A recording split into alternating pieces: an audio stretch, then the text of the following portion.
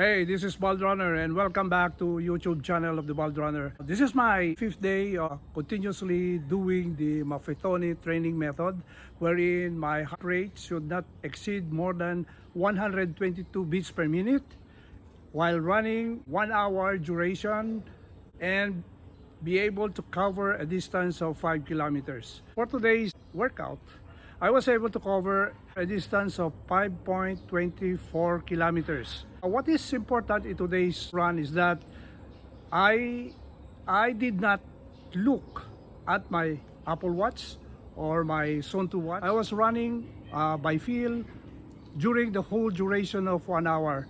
I did not look at my watch for the duration of 1 hour, and the only time that I look at it when I was already about 58 minutes during the duration of my run.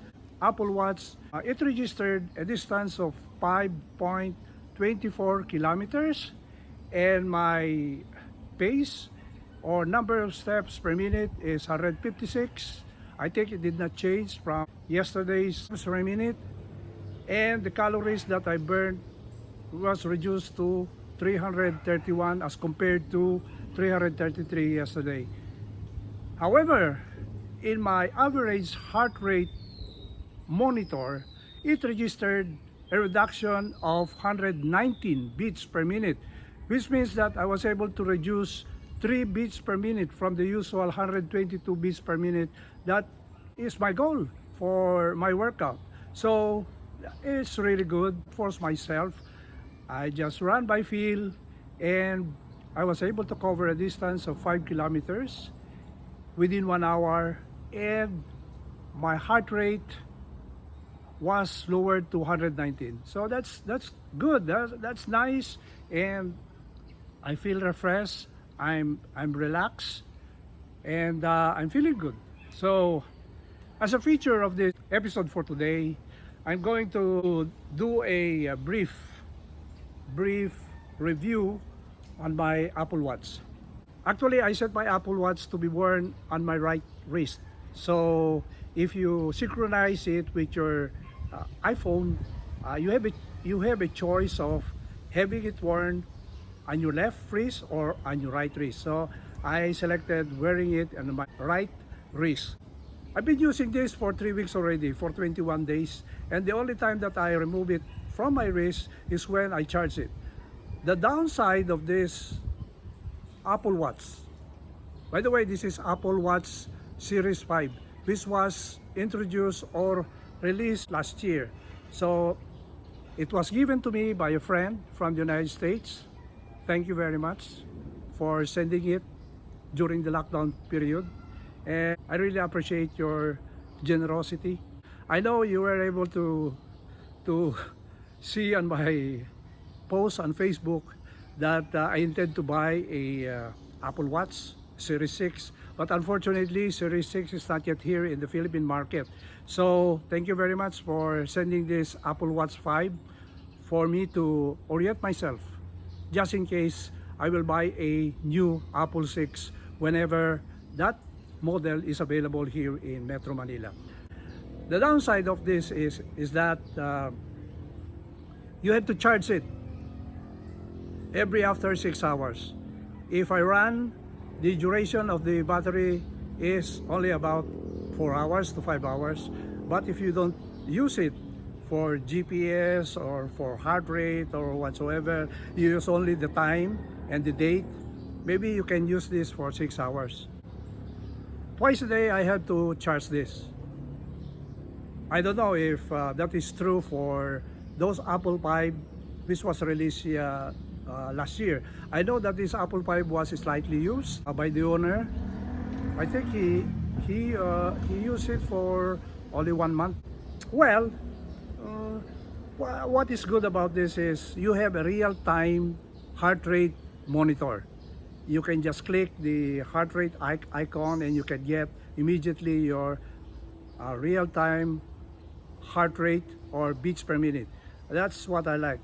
And since this is Wi-Fi activated, if I'm not in my backyard where there is no Wi-Fi, there's now the problem. You cannot receive internet, whatever, from the social media. The only thing that I get from this when there is no internet connection is the message that I receive from my cell phone and the calls that I receive from my cell phone.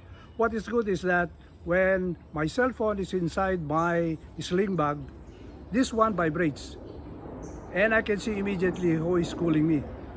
So that's number one advantage.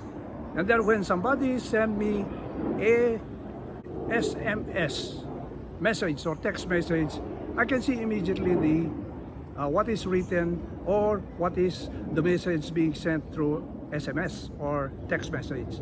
So I think those are the only two important things whenever I don't have any internet connection.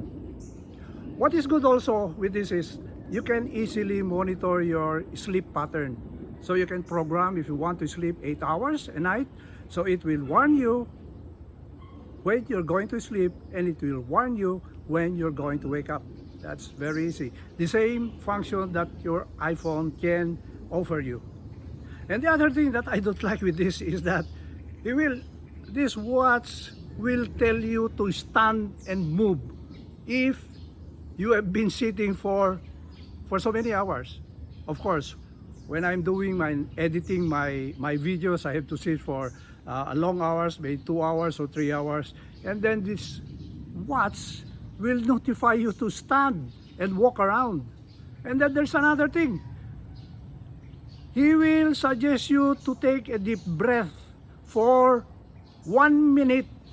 Oh, can you just imagine regularly he will ask you to do deep breathing?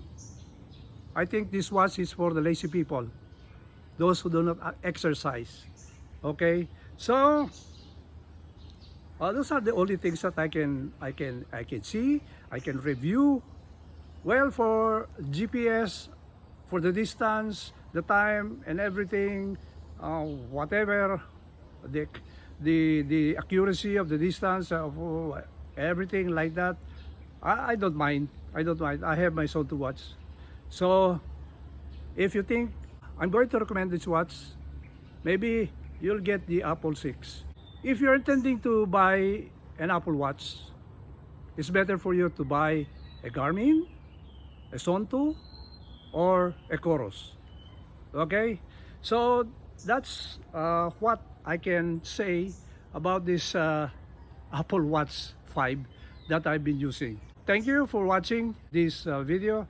If you haven't subscribed this channel, please subscribe and then click that notification bell so that you will be notified as to the new videos that I'm going to post. And then if you have any comments, suggestions, and any advice for this channel, please do so the comment below. And see you in the next video. Thank you. By the way, I would like to show you my get-up. Shout out to my friend. I was one of the godfathers, principal sponsors in their wedding. Hi, Doc Pitot and Meljan Teson. Thank you for this cup. I know you remember this. This was given to me in 2012. I hope you are always safe. Please stay healthy and safe during this period of COVID-19. So thank you very much for this hat. It's only now that I've been using since you gave me in 2012. And then I am wearing my Powsert. I have the Kalenji shorts from Decathlon. And of course their shoes. Kalenji running shoes, the black one. I have the white and the black one. I'm using these shoes in my backyard loop whenever there is no rain and the trail is dry. And of course, I'm using my Oakley sunglass. Thank you very much for watching. Salute.